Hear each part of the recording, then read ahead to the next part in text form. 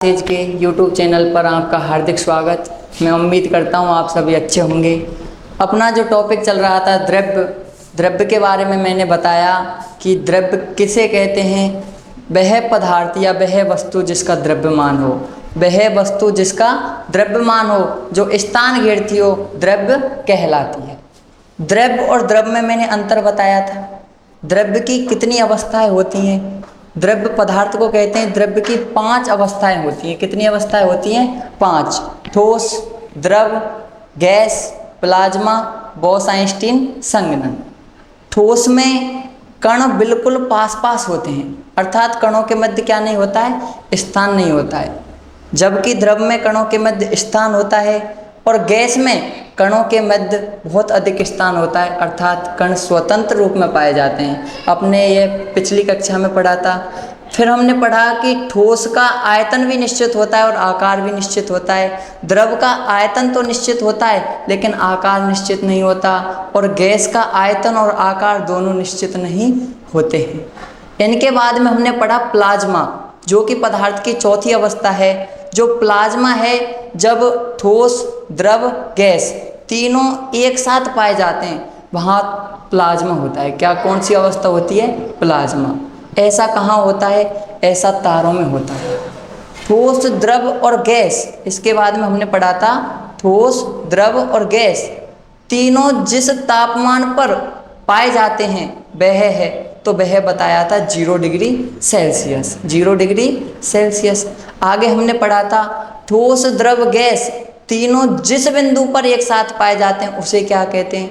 उसे त्रिक बिंदु या त्रक बिंदु कहते हैं। त्रिक बिंदु या त्रक बिंदु। आगे हमने पढ़ा बोस-आइंस्टीन संघनन के बारे में। बोस-आइंस्टीन संघनन सत्येंद्रनाथ बोस और आइंस्टीन ने पदार्थ की 5वीं अवस्था के बारे में बताया था, और इसकी जो अभी अंतरिक्ष में खोज की वह नासा के द्वारा इसका पूर्णतः 5वीं अवस्था पदार्थ की उसके बारे में बताया गया। अब हम देखते हैं परमाणु के बारे में। अपना जो आज का टॉपिक रहेगा परमाणु के ऊपर रहेगा। परमाणु 3 तत्वों से मिलकर बना होता है, जो पिछली कक्षा में बताया, इलेक्ट्रॉन, प्रोटॉन और न्यूट्रॉन। इलेक्ट्रॉन, प्रोटॉन और न्यूट्रॉन। प्रोटॉन की जो खोज की गई थी वह किसके द्वारा की गई थी? ई. गोल्डस्टीन। और जो इसका नामकरण किया वह रदरफोर्ड ने किया। कब किया? 1896 ईस्वी में किया। कैसा कण होता है प्रोटॉन? यह एक धनावेशित कण होता है। इलेक्ट्रॉन कैसा कण होता है? ऋणावेशित कण होता है। इसकी खोज कब व किसने की? इसकी खोज 1897 ईस्वी में जे थॉमसन ने की। ठीक है। आगे न्यूट्रॉन। न्यूट्रॉन की खोज जेम्स चैडविक के द्वारा की गई, और यह एक उदासीन कण होता है। कैसा कण होता है? उदासीन। परमाणु 3 तत्वों से मिलकर बना होता है, इलेक्ट्रॉन, प्रोटॉन और न्यूट्रॉन। जो प्रोटॉन है इसका द्रव्यमान कितना होता है? 1.6 × 10⁻⁻19 कूलाम। 1.6 × 10⁻⁻19 कूलाम। आगे जो इलेक्ट्रॉन होता है, कैसा कण होता है इलेक्ट्रॉन? यह एक ऋणावेशित कण होता है, जबकि प्रोटॉन धनावेशित कण होता है और न्यूट्रॉन उदासीन कण होता है। इलेक्ट्रॉन का द्रव्यमान है -1.6 × 10⁻⁻19 कूलाम। ये इनका क्या होता है? द्रव्यमान होता है। अब पढ़ेंगे हम परमाणु के जो मॉडल प्रतिपादित किए हैं, किसने किए हैं। तो पहला जो परमाणु का मॉडल है वह जे थॉमसन। किसने प्रतिपादित किया है? जे थॉमसन ने। परमाणु मॉडल, और इसे क्या नाम दिया? इसे नाम दिया plum pudding model. J Thomson ने अपने परमाणु मॉडल को नाम क्या दिया? Plum pudding model. Plum pudding model को तरबूज मॉडल के नाम से भी जाना जाता है। किसके नाम से जाना जाता है? तरबूज मॉडल। जो जे थॉमसन का प्लम पुडिंग मॉडल है इसे तरबूज मॉडल के नाम से भी जाना जाता है। इन्होंने कब दिया था? 1897 ईस्वी में। कब दिया था? 1897 ईस्वी में। जे थॉमसन ने अपना प्लम पुडिंग मॉडल प्रतिपादित किया। अब देखो ये तरबूज मॉडल इसे क्यों कहा जाता है, क्योंकि तरबूज इस प्रकार होता है और ये तरबूज के अंदर जो लाल भाग होता है, जो खाने योग्य भाग होता है, वह क्या होता है, धनावेशित। जो लाल भाग होता है वह क्या होता है, धनावेशित होता है। इन्होंने लाल भाग को क्या कहा है, धनावेशित। और इसके अंदर जो तरबूज के अंदर मध्य में जो बीज पाए जाते हैं उन्हें क्या कहा है, ऋणावेशित कण। क्या कहा गया है, ऋणावेश। धनावेश और ऋणावेश, धनावेश और ऋणावेश। ये किसका प्लम पुडिंग मॉडल है, जे थॉमसन का। किसका परमाणु मॉडल है ये, जे थॉमसन का। आगे देखिए, इस परमाणु के मध्य में क्या पाया जाता है, नाभिक पाया जाता है। क्या पाया जाता है, नाभिक। ठीक है, आप स्क्रीनशॉट ले सकते हैं इसका। आगे जो परमाणु मॉडल प्रतिपादित किया वह किया था रदरफोर्ड ने। अब पढ़ेंगे हम रदरफोर्ड के परमाणु मॉडल के बारे में। रदरफोर्ड का परमाणु मॉडल, इसे एल्फा कण प्रकीर्णन मॉडल के नाम से भी जाना जाता है। रदरफोर्ड के परमाणु मॉडल को किस नाम से जाना जाता है, एल्फा कण प्रकीर्णन मॉडल। रदरफोर्ड का परमाणु मॉडल, रदरफोर्ड का परमाणु मॉडल, इसे एल्फा कण अर्थात एल्फा कणों पर बनाया गया था ये, इसलिए इसे एल्फा कण प्रकीर्णन मॉडल। देखिए, एल्फा कण प्रकीर्णन मॉडल किस प्रकार है, क्यों कहा जाता है इसे एल्फा कण प्रकीर्णन मॉडल। जब रदरफोर्ड ने अपना परमाणु मॉडल बनाया था तो ये क्या होता है, ये एक गोला है, गोलाकार संरचना है। यह एक परमाणु है और इसके मध्य में एक बिंदु सा पाया जाता है, इसे क्या कहते हैं, नाभिक कहते हैं। परमाणु का केंद्रीय भाग जो कि कठोर होता है, परमाणु का केंद्रीय भाग जो कि क्या होता है, कठोर, क्या कहलाता है, नाभिक। परमाणु का केंद्रीय भाग जो कठोर होता है नाभिक कहलाता है। क्या कहलाता है, नाभिक। नाभिक कैसा भाग होता है, कठोर, परमाणु का कठोर। और जो ये परमाणु में ये संरचना दिखाई दे रही है, ये कैसी संरचना है, खोखली संरचना। कैसी संरचना है, खोखली। कैसी संरचना है ये, और खोखली। ये जो संरचना दिखाई दे रही है कैसी संरचना है, खोखली। अर्थात ये इलेक्ट्रॉन आया और ये इस दिशा से यूं गया, ठीक है। ये देखिए, इसे क्या बोलते हैं, प्रकीर्णन। ये क्या है, एल्फा कण है। क्या है ये, एल्फा कण। क्या बोलते हैं इनको, एल्फा कण।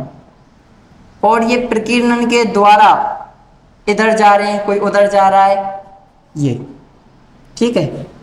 अब बात आती है नाभिक के चारों ओर चक्कर कौन लगाते हैं, तो नाभिक के चारों ओर जो चक्कर लगाते हैं उन्हें क्या बोलते हैं, इलेक्ट्रॉन। क्या बोलते हैं, इलेक्ट्रॉन।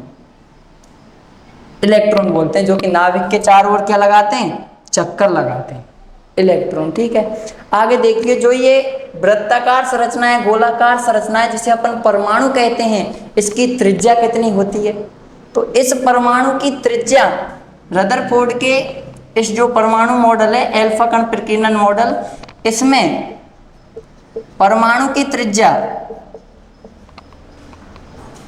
जो है वह है 10⁻⁻10 मीटर। 10⁻⁻10 मीटर, ठीक है। आगे देखिए, ये कैसा भाग है, खोखला। कैसा भाग है, खोखला। और परमाणु का जो कठोर भाग है जिसे नाभिक कहते हैं, इसमें क्या पाया जाता है, धनावेश। क्या पाया जाता है, धनावेश। और अन्य भाग पर क्या पाया जाता है, ऋणावेश। क्या पाया जाता है, ऋणावेश, ठीक है। ये जो है रदरफोर्ड का परमाणु मॉडल है। जो रदरफोर्ड ने अपना परमाणु मॉडल एल्फा कण प्रकीर्णन मॉडल जो कि प्रतिपादित किया था, इसमें ऊर्जा स्पेक्ट्रम के बारे में जानकारी नहीं दी। ऊर्जा स्पेक्ट्रम के बारे में पूर्णतः जानकारी नहीं देना या ऊर्जा स्पेक्ट्रम के बारे में नहीं बताना, ठीक है। ये क्या थी इस मॉडल की कमी थी। जो रदरफोर्ड का परमाणु मॉडल था, इसकी जो मुख्यतः प्रमुख कमी थी वह थी ऊर्जा स्पेक्ट्रम के बारे में नहीं बताना। और यह रदरफोर्ड का परमाणु मॉडल कब दिया गया? 1911 ईस्वी में। कब दिया गया? 1911 ईस्वी में। अब ऊर्जा स्पेक्ट्रम के बारे में फिर जानकारी किसने दी? ऊर्जा स्पेक्ट्रम के बारे में, ऊर्जा स्पेक्ट्रम के बारे में नील्स बोर ने 1913 ईस्वी में 1913 ईस्वी में जानकारी दी थी, ठीक है। ऊर्जा स्पेक्ट्रम के बारे में नील्स बोर ने 1913 ईस्वी में जानकारी दी, ठीक है। देख लीजिए, यह है रदरफोर्ड का परमाणु मॉडल जो कि 1911 ईस्वी में प्रतिपादित किया गया। इसे एल्फा कण प्रकीर्णन मॉडल के नाम से भी जाना जाता है, क्योंकि इसमें एल्फा कण परमाणु की खोखली दीवार से निकलकर प्रकीर्णित हो जाते हैं, इसीलिए इसे एल्फा कण प्रकीर्णन मॉडल के नाम से जाना जाता है। परमाणु का केंद्रीय भाग जो कि कठोर होता है उसे क्या कहते हैं? नाभिक कहते हैं। परमाणु की त्रिज्या 10⁻⁻10 मीटर होती है। यह गोलाकार संरचना, इसकी जो त्रिज्या होती है वह कितनी होती है? 10⁻10 मीटर, ठीक है।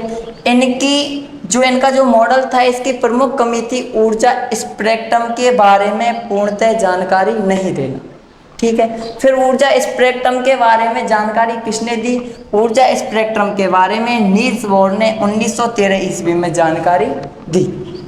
आगे देखिए, जो रदरफोर्ड ने कक्षाओं के बारे में बताया, जो परमाणु की कक्षाएं हैं जिनमें इलेक्ट्रॉन क्या करता है? चक्कर करता है। नाभिक के चारों ओर चक्कर कौन लगाता है? इलेक्ट्रॉन। कक्षाओं में चक्कर कौन लगाता है? इलेक्ट्रॉन। तो उन कक्षाओं का नाम क्या था? K, L, M, N, O, P, Q, ठीक है। इन कक्षाओं का क्रम क्या था? 1 2 3 4 5 6 7। इन कक्षाओं में इलेक्ट्रॉन क्या लगाता था? चक्कर लगाता था। और इलेक्ट्रॉन की संख्या किसमें? आवर्त सारणी में। आवर्त सारणी के अनुसार इलेक्ट्रॉन की संख्या ज्ञात करने का सूत्र क्या है? 2n square. 2n स्क्वायर, जहां n क्या है? कक्षाओं की संख्या। जैसे पहली कक्षा में जब इलेक्ट्रॉन चक्कर लगाएगा तो देखो 2, n की जगह कितना आएगा? 1, और 1 का वर्ग कितना होता है? 1, और 2 एकम 2। तो पहली कक्षा में इलेक्ट्रॉन की संख्या कितनी होगी? 2। यदि बात दूसरी कक्षा की जाए तो 2n स्क्वायर, n की जगह क्या लिखेंगे? 2। 2 का वर्ग कितना होता है? 4, और 4 × 2 करेंगे तो 4 × 2 करेंगे तो कितना आएगा? 8। दूसरी जो कक्षा है उसमें इलेक्ट्रॉन की संख्या कितनी होती है? 8। इसी प्रकार तीसरी में 18, और चौथी में कितनी होगी? 32, और 5वीं कक्षा में 50। इसी प्रकार से इन कक्षाओं में क्या चक्कर लगाते हैं? इलेक्ट्रॉन चक्कर लगाते हैं, ठीक है।